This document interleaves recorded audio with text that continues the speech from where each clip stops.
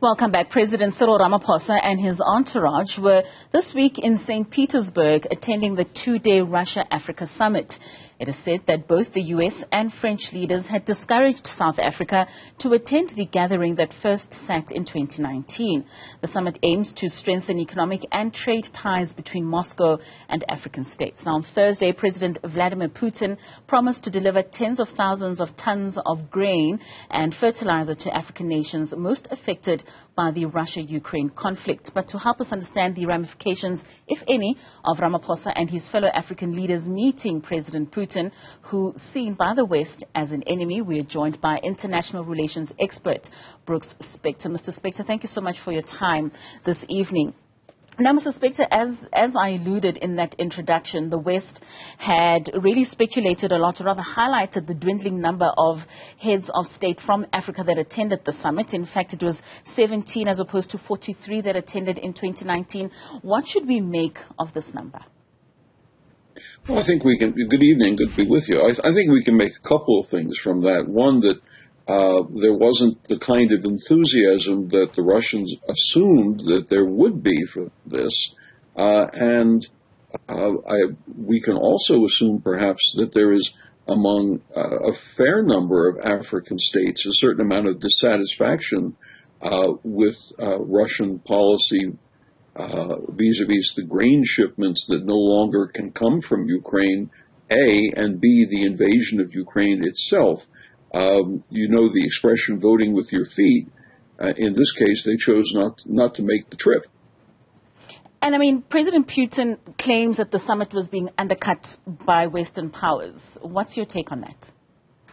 Well, I mean, he can make that statement if he wishes, but as a practical matter, it's really rather hard for another nation, in this case the U.S. or any of the EU members, to say to an African leader of an independent sovereign nation, you can't go to a meeting in Russia. They may well have said to the individual leaders, we think it's an inopportune time to go, or we think you need to have some circumspection in the way in which you attend, but they certainly don't have the ability to tell people not to come to St. Petersburg, not to go to St. Petersburg, just as they can't really say to anybody what the agenda items must be. I think the Russians are expressing a certain amount of frustration with the fact that,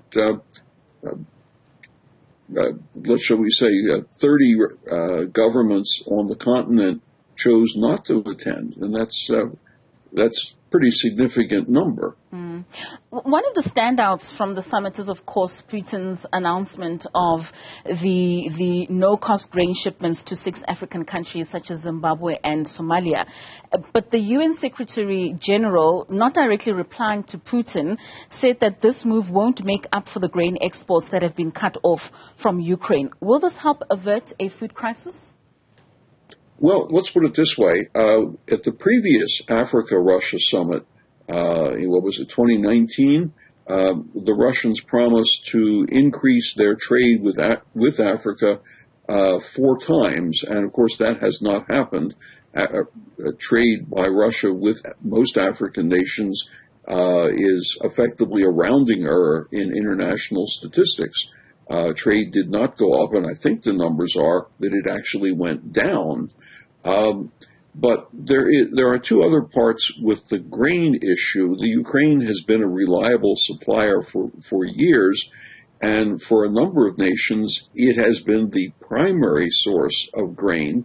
But beyond individual nations' purchases, there is the not small matter of the World Food Program, which provides emergency food supplies to nations that are suffering from particular crises, whether it's a function of conflict or climate change or drought or floods or whatever it might be. And there's been no indication that the Russians have any intention of supplying the World Food Program, which is, after all, a UN specialized agency. And in some countries, the World Food Program is the primary feeder of individuals in that country. And I think the Russians were caught a little bit off guard by the way in which their offer was not necessarily greeted with enormous applause and ululations or anything else.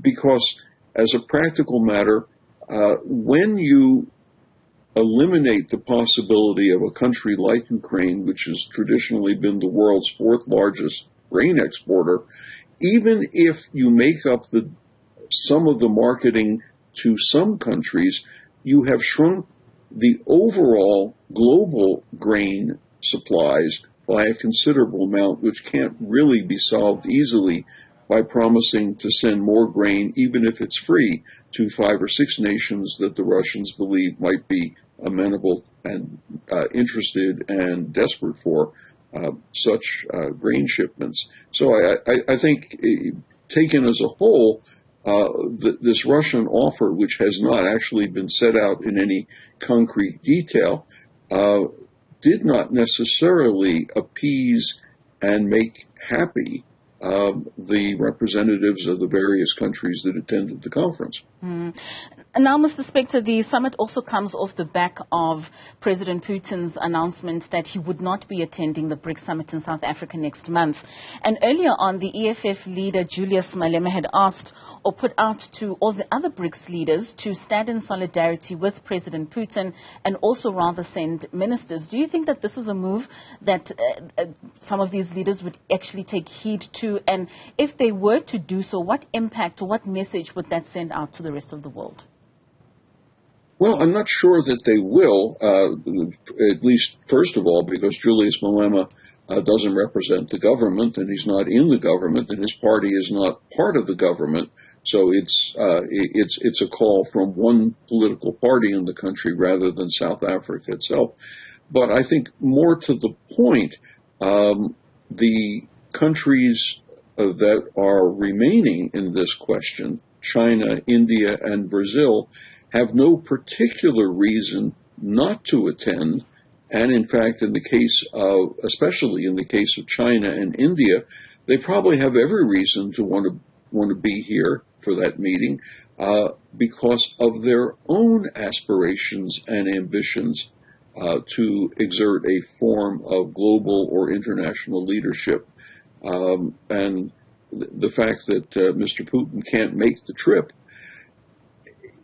is less their problem than their opportunity. Now, remember, Vladimir Putin, there probably are two motivations for that. One, of course, is the question of the International Criminal Court warrant for arrest, which put South Africans in a very awkward and delicate position.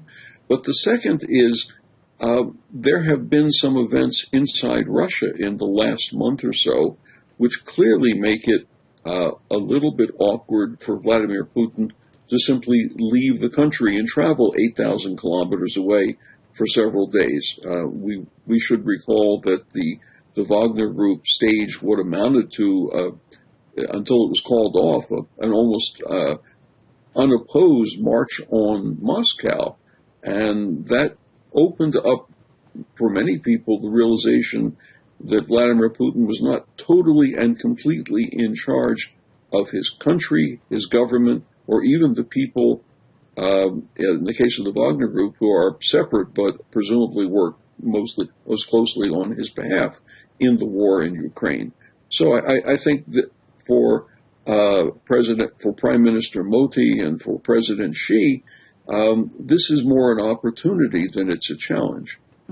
Lastly, in closing, in courting the Global South, do you believe that Russia is making inroads in Africa? Well, if you use the metric of how many heads of state showed up at their St. Petersburg event, the answer is probably not as much as they would like. I mean, let's be realistic. The only card the Russians appear to have to play, in large part, is the one that is represented by a paramilitary organization, the Wagner Group, which is active in countries, especially in the Sahel. There's not much in the way of exports or imports. There's not much in the way of other sort of commercial ties. there isn't even much in the way of foreign assistance. And to be truthful, the Russians don't have the kinds of products that most people and in most countries wish to obtain. Yes, they sell or give weapons, but that's not something that you or I are going to go down the street and purchase. Lastly, Prof, I mean, you mentioned the Wagner Group and the tensions that are seemingly existing between them and Putin. And of course, it was noted that the leader of the Wagner Group was present or seen somewhere around the summit that took place last week. Do you believe that has really a major impact in terms of what influence Russia would then have on Africa, especially like you mentioned in countries such as Mali and the CAR, where the Wagner Group seems to have a prevalent existence? Well, the Wagner Group does have a significant presence, and it's basically an extractive one. They provide security services for the government of the day, and they have, especially in the Central African Republic, pretty much free reign over managing the exploitation and extraction of precious metals and diamonds. But right now, there is obviously some confusion as to who is in charge of that organization, which does have, as I understand it, currently something on the order of 25 to 30,000 active duty personnel, not all of whom, of course, are in Africa. Many of them were, up until very recently, fighting in the Russian invasion of Ukraine. But it'd be kind of hard at this point to say precisely who is in charge of that organization, how they're being funded, under what auspices they exist relative to the Russian government, and in fact what their ultimate purposes and missions might be. So it's a moment of confusion for them rather than easy opportunities. All right, Mr. Spector, thank you so much for your time this evening and for the inputs on this conversation. That was International Relations Expert Brooks Spector.